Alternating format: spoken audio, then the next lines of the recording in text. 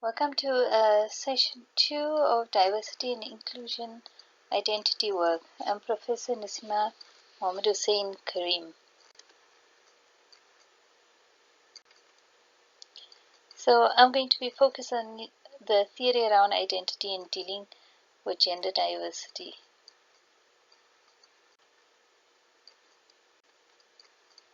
So a prescribed book is on managing diversity in the South African workplace, and that is what I'm going to be using, and it's been edited by Dr. Leon Moelman and myself. So I'm going to be focusing on chapter 3, which deals with the theoretical perspectives of managing diversity.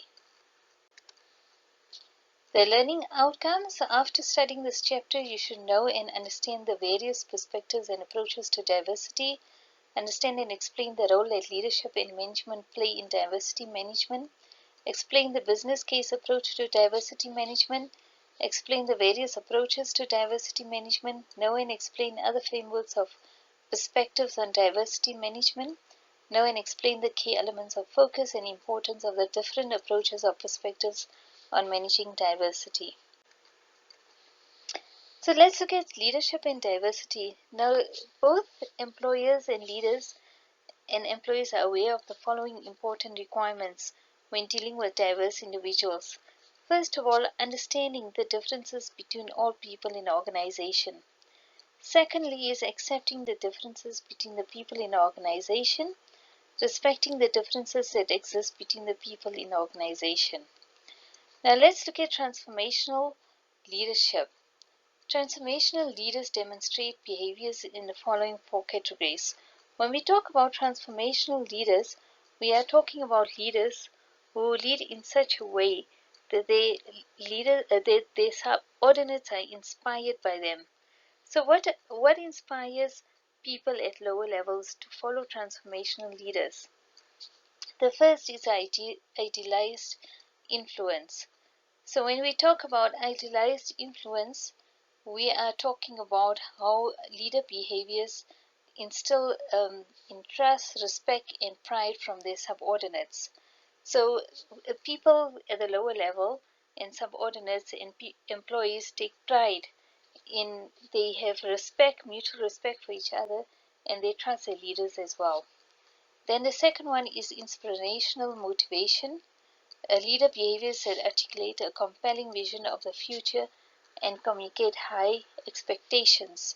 So employees who want to really progress within the organization and they want to move up in their careers usually tend to follow transformational leaders, because leaders inspire them to be motivated and to reach their goals and to reach higher levels within the organization. The third one is intellectual stimulation. So leader behaviors that encourage followers or employees to challenge the status quo, promote and reformulate problems. So in this case, people within the organization are stimulated to think out of the box. They are encouraged to bring new ideas to the table. They are encouraged to brainstorm. So the leader inspires people to use their intellectual capacity, and employees are stimulated intellectually. The fourth one is individualized consideration. This is where leader behaviors that address individual employee needs, provide employees the discretion to act, and that demonstrate encouragement and support. So the fourth basically behavior is that employees will have the freedom to take decisions, and they will not always follow the directives of the of the employer. So at the end of the day, employees are encouraged to formulate their own opinions in it, which is a very important, especially for highly intellectual employees who want to feel that mental stimulation and to think that and to feel that their needs are being supported by the organization and especially by their leaders.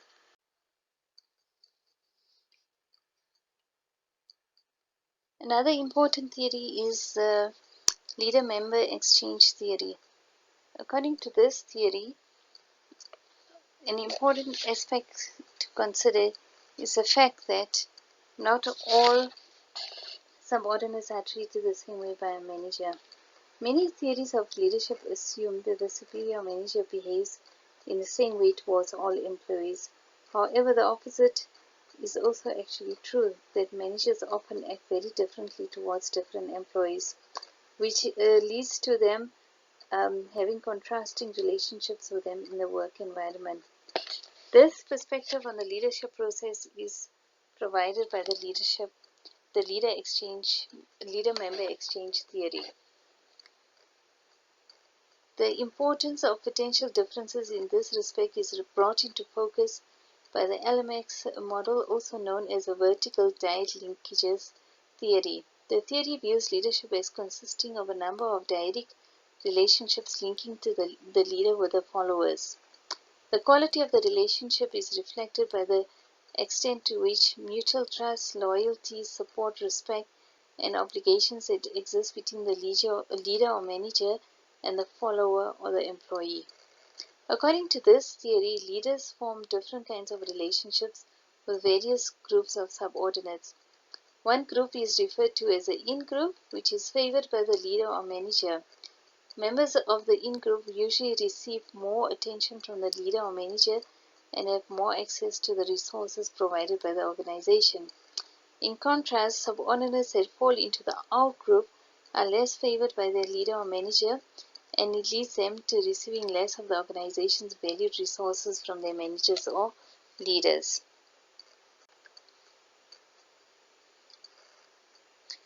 Now let's look at the Smarties approach. The Smarties approach focuses on managing diversity, and it includes a range of different people. And its focus is on organizational action and processes that are designed to promote the inclusion of employees from different backgrounds into the formal as well as informal structures of the organization. And this is achieved by means of specific policies, procedures, as well as initiatives that are all driven and managed by the leadership of the organization. When a Smarties approach is used effectively, every organization, whether small, medium, or large, has employees who are all different in various aspects in terms of language, culture, age, and so on. So every organization consists of Smarties, which differ on the surface but are all the same on the inside. When we eat a box of Smarties, we might have a preference for a specific color, or we might decide that we have a certain flavor that we enjoy. This then implies we have to use each and every employee that is a Smartie in the organization to the fullest of their skills and abilities and knowledge and experience without discriminating against everybody. So what happens usually is that the Smarties approach then is focused more on an inclusive organization. Now let's look at the business case approach. When focusing on differences and inclusion of a diverse workforce where employees belong to different social identity groups, the focus should not be on discrimination. Managing diversity should focus on eliminating the exclusion of certain people or employees based on their diverse characteristics, rather than focusing on discrimination as a main reason for not managing diversity effectively. So when we focus on the business case approach to managing diversity, it has a lot of implications, and the focus is usually shifted away from the legal aspects such as employment equity law, and rather it focuses on eradicating unfair discrimination in employment practices and policies. And this then leads to better problem solving and solution and higher productivity within the organization as everybody feels included. It also reduces staff turnover and it increases customer satisfaction because a happy workforce will naturally serve customers much better and customers will feel valued by the organization. And it also increases the market share and market leadership within the organization. Then when we look at the narrow and the broad perspective, we see that Diversity in the management thereof can be approached from a narrow or broad perspective. The narrow perspective focuses on specific categories such as race and gender only, but we know for a fact that diversity is much broader than that. So the broader perspective encompasses various ways in which people and employees differ from one another. For example, their abilities, personalities, skills, and values. So people should be recognized as having many different identities, and these dimensions cannot be isolated in an organization. So when it encompasses the aspects in which employees differ from one another and it's an inclusive organization, then people will definitely feel included, regardless of their ability, skills, or personality. Then let's look at the inclusive approach, which is next. So when we look at effective management of diversity by focusing on an inclusiveness, there is a much more emphasis on an organizational culture that reflects teams that work together and participate positively in their contribution to reach the end result. The successful end result of the business case approach to diversity management depends largely on a positive attitude of leadership. So organizations have the advantage of employees from different backgrounds with an inclusive approach. They come from different maybe countries, from different ethnicities, and their thinking styles also differ tremendously. And inclusion therefore will result in greater innovation, more different products or product lines coming into the market as employees are diverse and different from each other. And this will also obviously result in greater business success and growth. And it also creates an environment where equal advancement opportunity is important. Now let's look at the reinforcing homogeneity perspective. So according to this perspective, organizations actively promote similarity amongst its employees through practices such as the promotion of employees from the dominant majority. So when this usually happens, then you lose out on a lot of skilled employees. So what employees should in fact do is bring in diverse individuals that are promoted into managerial positions as well. So they should have a broad perspective and they should be more inclusive and try and bring harmony and reinforce homogeneity in terms of the people that they bring into the organization. So when it is a homogeneous organization, then obviously only people who are similar will be promoted.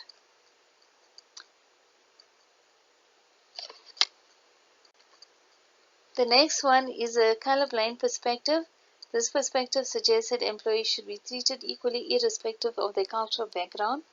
And this is a very dangerous approach again, because what happens is that if people are treated equally irrespective of their cultural background, then we are not acknowledging that people are definitely different to each other. And what should in fact happen is that we should embrace different backgrounds. Then a fairness perspective is similar to the colorblind perspective. It places emphasis on the importance of fair treatment and the need to minimize discriminatory practices in organization. This perspective, however, recognizes the importance of support for minorities and disadvantaged groups in organization, so as to reduce social inequalities through specific management practices. Then the access perspective. This perspective suggests that a diverse organization will have a competitive advantage by better mirroring the global market economy. Then an integration and learning perspective. This perspective implies that heterogeneity creates a learning environment where everybody can derive significant benefits through the mutual adaptation of minority and majority groups alike. So it says that everybody should be integrated and people should be treated properly within the organization, regardless of whether they are from minority or majority groups. Then if we look at the negative approach, These organizations have no equal opportunities and do not see any benefit in diversity management. Now, I'm sure in South Africa there are still organizations that employ the negative approach.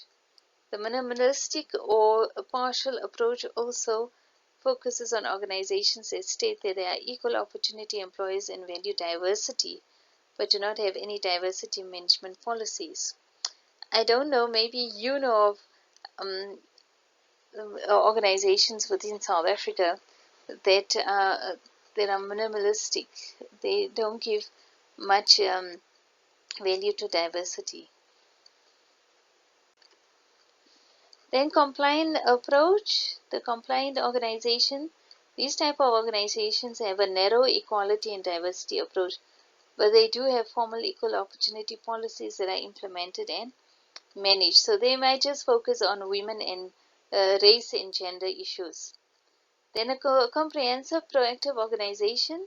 These type of organizations focus on both the social justice case as well as a business case for diversity management. They will promote equality and value their diverse workforce by means of the implementation of the so-called best practice and continuously monitor the outcomes in this area. So there are different types of research that have taken place in diversity. Two types of research, namely those focusing on the moral ethical perspective of diversity and those that study and view diversity from an organizational and economic perspective. So researchers who focus on the moral ethical perspective of diversity usually focus on elements such as social inequity in organization. And then they try and search for like socially fair situations in which available functions and positions in organizations are more evenly spread over the different groups within the organizational setup. So these researchers focus mainly on the identification of discriminatory practices in the workplace. So they will look at, for example, gender violence in the workplace, how people of certain sexual orientation are treated, racial bias, racial prejudice, discrimination, racism, and physical conditions such as South African organizations adequately equipped to handle people who are disabled, physically challenged, and emotionally challenged, people who suffer from depression and all that. And then researchers who focus on the organizational and economic perspective of diversity usually study the effects of diversity on outcomes that are mainly work-related, and they provide arguments why organizations should focus on diversity. So here they focus on relationships between valuing diversity and conflict within the organization. And then the focus is also on categorizing employees and how they differ in terms of cultural dimensions. For example, how religious minorities are treated within the workplace and ethnic minorities are discriminated against. They also will look at for example, the way people think, learn, and deal with authority. Are people subservient? So here you think of cultural, a lot of cultural theories in that, like Hofstede in that, and also historical dimensions, whether, for example, political opinion in the past, does it still influence individuals within the organizations currently? So these are some of the research that has been done. They will also look at the economic outcomes such as do men and women earn the same salaries, or people from higher um, levels within the organization and people from employees from lower levels, do they also have similar salaries, or is there major discrepancies in that within salaries? Thank you. Then this is the end of chapter 3. We will continue with the next chapter.